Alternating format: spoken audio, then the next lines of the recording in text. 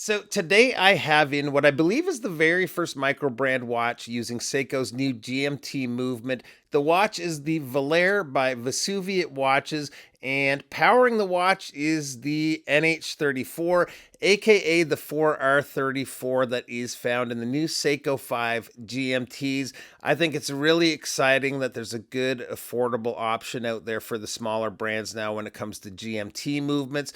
As far as the watch itself, the Volare, it's really good. And guess what? It kills the Seiko 5 GMT on the spec sheet and on the price tag. Full disclosure, this is a prototype watch, and when the production models are made ready, I will be receiving one for free. So just want to be completely transparent with you guys, but let's get straight to it and take a look at the watch. Now, this particular model is probably the most vibrant color option that there is. There's a few to pick from, lots of fun colors, including a fully loomed dial version that is the one I will eventually be getting. Whenever that is, I'll definitely do a follow-up video on the watch. So this is coming out a little differently than normal. Vesuviate is going to manufacture 500 of these ahead of the Kickstarter launch. They're going to be initially available in a very short couple of week-long Kickstarter campaign with early bird pricing. Once the campaign ends, they will be immediately available on the site at full retail. So there's at least the peace of mind there, unlike some campaigns where you're waiting for months for delivery sometimes. Delivery of the watches is planned for September. To the watch itself, though, and I think we need to talk about this dial first. When I'm given the option with a loaner watch like this, I almost always go for the standout color, even if it's not necessarily the one I would buy. I find them more fun to film and photograph, and they usually also end up being more fun to wear, and this has been a ton of fun to wear, especially with the summer weather. All the dials are gradient dials except for the fully loomed, with this one going from a dark purple to pink at the bottom of the dial. Looks really cool with the rehaut being purple for the evening hours for the GMT and then white at the bottom for daylight. Up at the top of the dial, we have Vesuviate printed with the gold logo just above that. Down by the 6 is printed Volare, automatic, then the water resistance. It's a fair amount of text, but your eye really isn't drawn to it with this dial color. At 3, we have the date framed in steel. The hour markers are applied and are both rectangular and square to help with orientation of the watch. Now, one other minor change coming to the production models is the second hand on the red and purple versions will be yellow. Otherwise, the rest of the handset will stay the same with the sword style minute and hour and the skeletonized GMT hand. The loom they're using is BGW9, and everything has loom from the 4 hands to the bezel markers. It's not crazy bright, but it's still not bad at all. And we also have the logo on the crown loomed as well. Running the watch again is the Seiko NH34, which is based off the very popular NH35 movement. I've read that they share the exact same dimensions, which is great news for the modding community.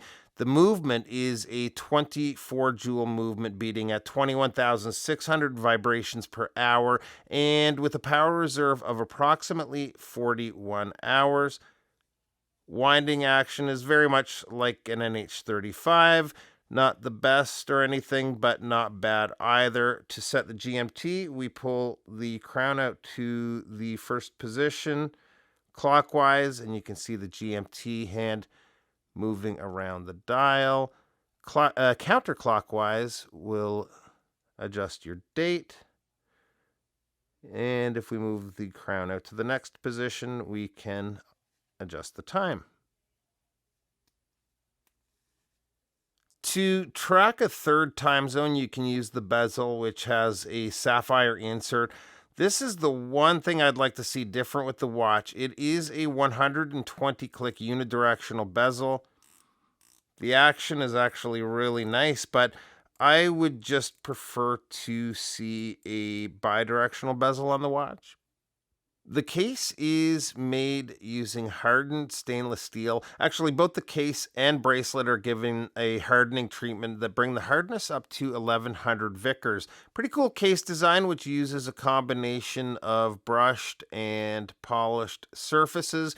It's a fairly flat side profile with a slight downturn of the lugs, but the lug to lugs is quite short, so it sits great on wrist. I think the last change that's happening to the watch when it comes to the production models versus these prototypes is going to be to do with the transparent case back. The red sapphire is going to be much more transparent than this particular one. They were trying a few different densities on their prototypes, and this is barely see-through at all, but that is a change that is coming to the production models. The bracelet is a well-made screw-link bracelet with polished center links and solid end links. It feels solid in its construction, and I think it looks the part on the watch too. The clasp has a ratcheting on the fly adjustment system. It's a clasp style that's quite common to see on micro brand watches, so not overly unique or anything, but it does the trick. It is mostly brushed with some polish work along the sides and is also signed with the company logo. Size on the watch comes in at a case width of 41.2 millimeters. The lug to lug is a really good, manageable length at 46.6 millimeters. Lug opening is 20 millimeters, but the bracelet does taper down to 18. And the thickness of the watch is 13.8 millimeters, including the domed sapphire crystal. The crystal, both front and back, are sapphire, with the front being treated with an anti-reflective coating, and the water resist is 200 meters. And here it is on my 7.25-inch wrist, and this is such a cool watch. So glad to see the new Seiko movements already coming out with smaller brands like this. Comparing it to the Seiko 5 GMT, at least on paper, this blows it out of the water. We have sapphire front and back, sapphire insert versus the mineral on the Seiko, screw down crown with double the water resistance, and a really well put together bracelet too. Not to mention it is $75 cheaper. And not to slam on the Seiko 5, because I do really like that watch too and actually plan to add one to the collection here soon. But overall, awesome release from Vesuviate. So that is it. I don't have the exact Kickstarter campaign date yet, but I'll leave a link to the company site below where you can follow along, and I'll update the link as soon as I do have that. So thanks so much for stopping by today, and we'll see you real soon. Bye-bye.